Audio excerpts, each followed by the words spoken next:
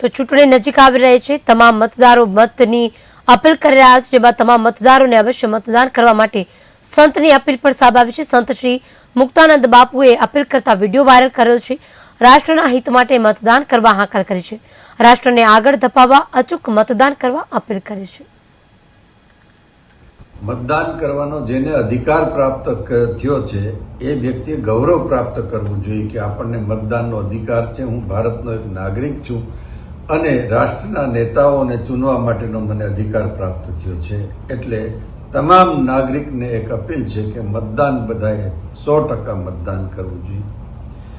બીજું કે સાધન સંપન્ન વ્યક્તિઓ છે એ મતદાન કરવા ઓછા જાય છે, એટલે એને ડબલ અપીલ છે કે તમામ વ્યક્તિએ જે છે એ મતદાન કરવા માટે જવું।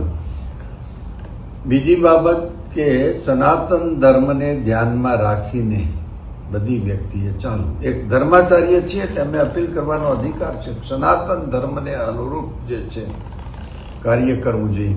સનાતન સંસ્કૃતિ વર્ષોથી દબાયેલી છે, એ દબાયેલી સંસ્કૃતિને અત્યારે એક અવકાશ છે કે એને પ્રકાશમાં કેવી રીતે લાવી શકાય અને કોણ એને પ્રોત્સાહન આપી શકે છે, આ બાબતને એક આપણે ધ્યાન રાખવું જોઈએ, મતદાન કરવું જોઈએ। મતદાન કરવાનો જેને અધિકાર પ્રાપ્ત